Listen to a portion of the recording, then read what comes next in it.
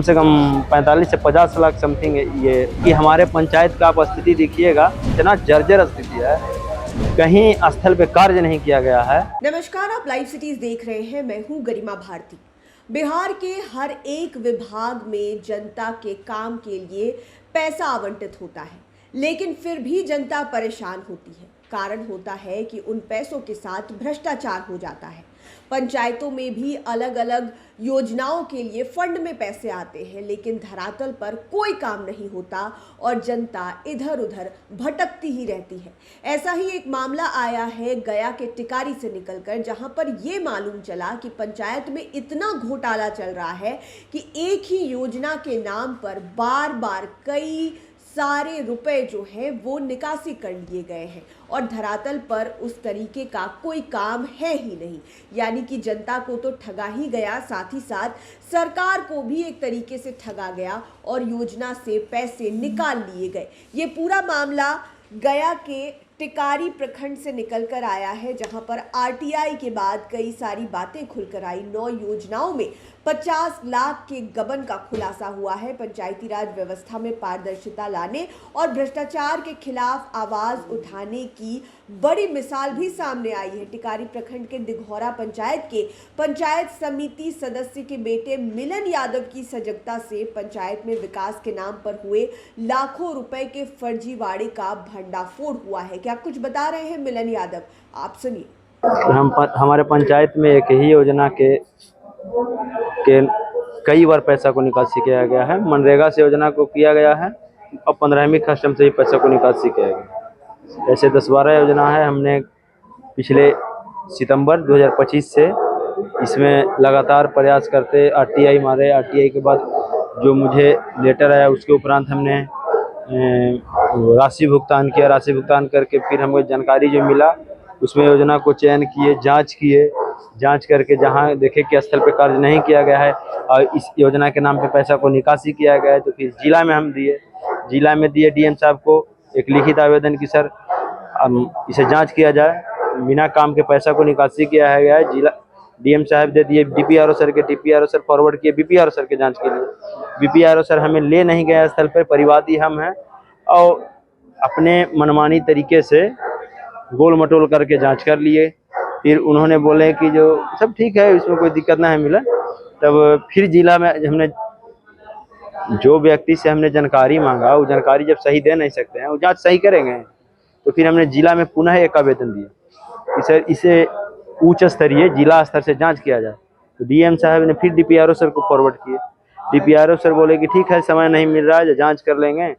तो फिर 2-3 बार हमने मिला कि सर जांच कीजिए, जरूरी है, कम से कम देखिए स्थल पे कार्य नहीं हुआ है। और इस तरह से अगर होगा तो वो अपराधी जो करप्ट लोग हैं उनका मनोबल बढ़ते जाएगा। अब जांच कीजिए। तो इन्होंने पता ना किनके दबाव में या का आकर के ठीक है जो जांच कर लेंगे आप। फिर इन्होंने चल गए मलोमास ड्यूटी में राजगीर। तो हमने थक हार करके एक विभाग को आवेदन लिखा।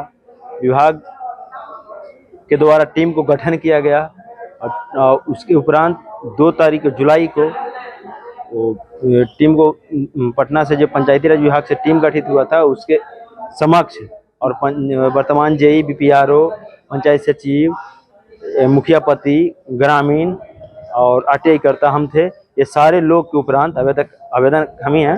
ये सारे लोग के उपरांत समक्ष जांच हुई तो उसमें 9 योजना जांच हुई और 9 योजना में 9 में दोहरीकरण और दोषी पाया गया। ये स्थल पे कार्य नहीं कराया गया है और पैसा को निकासी कर लिया गया है। और कुछ योजना बाकी रह गया। कुछ उनके जो खास चमचे होते हैं, समर्थक खास चमचे जो झगड़ा पे उतारू हो गए, तो उन्होंने जो जांच करने आए थे बोले कि ठीक है जो मिलन जी, अब जितना हुआ उतना हुआ, अब हम लोग निकलते हैं, विवाद नहीं कीजिए आपसे। और बाकी योजना जांच करने नहीं दिए। अब जांच रिपोर्ट ये आया है, जांच रिपोर्ट में इतने लोग दोषी हैं। इनके उपरांत हम डीएम साहब से मिले भी, डीपीआरओ सर से मिले कि सर ये प्रखंड पंचायती राज पदाधिकारी हैं, इनके बाद पंचायत सचिव हैं, जेई हैं, अकाउंटेंट हैं, मुखिया हैं। मुखिया के पंचायती राज अधिनियम 2006 के धारा 18 के उपधारा 5 के तहत पद से हटाने के लिए लोक प्रहरी कमिश्नर साहब को अथी किया गया है और राशि जितने जो करप्ट हैं इन सभी संबंधितों के विरुद्ध राशि नीलाम पत्र दायर करके राशि की वसूली की जाने की ये कितना का लाख का? कम से कम 45 से 50 लाख समथिंग ये जो हाँ अगर जानकारी हमें मिल जाता पूरा तो समझिए कि हमारे पंचायत का आप स्थिति देखिएगा तो आप शब्दों में बयान नहीं कीजिएगा, जितना जर्जर स्थिति है। कहीं स्थल पे कार्य नहीं किया गया है और हाँ फर्जीवाड़ा किया गया है, तो कहीं ना कहीं सरकार को गुमराह किया जा रहा है। हमारा नाम मिलन यादव हुआ।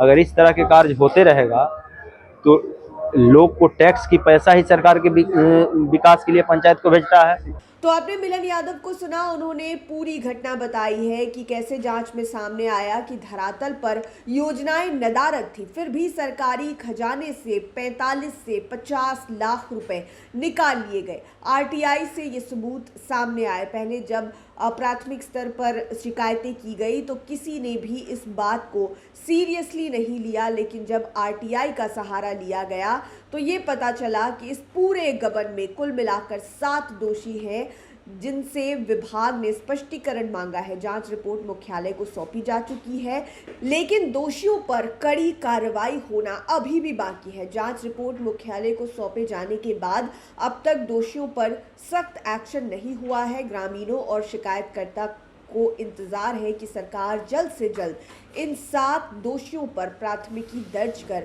राशि की वसूली करे, ताकि पंचायत स्तर पर चल रहे भ्रष्टाचार पर लगाम लग सके और साथ ही साथ जो योजनाएं नहीं दिख रही है जमीन पर, जिनके नाम पर पैसों का गबन हुआ, जिनके नाम पर ये पैसे बार बार निकासी किए जाते रहे, उन कामों को पूरा किया जा सके, क्योंकि ये पैसे जनता के हैं, क्योंकि ये पैसे जनता के काम के हैं और ये उनके काम नहीं आ रहे, उन लोगों के काम आ रहे हैं जो भ्रष्टाचार कर हर तरीके से सिर्फ और सिर्फ अपना जेब भरना चाहते हैं। देखना होगा कि कार्रवाई कब तक होती है। हालांकि जांच रिपोर्ट मुख्यालय को सौंप दी गई है, 7 लोगों का नाम है, गिरफ्तारियां भी होनी है। देखना होगा किस मामले में क्या कुछ होता है। आप लाइव सिटीज के साथ बने रहें। इस वीडियो को यूट्यूब पर देख रहे हैं तो चैनल को सब्सक्राइब करें, फेसबुक पेज लाइक करें। आप हमें हमारे सोशल मीडिया हैंडल्स पर भी फॉलो कर सकते हैं। धन्यवाद।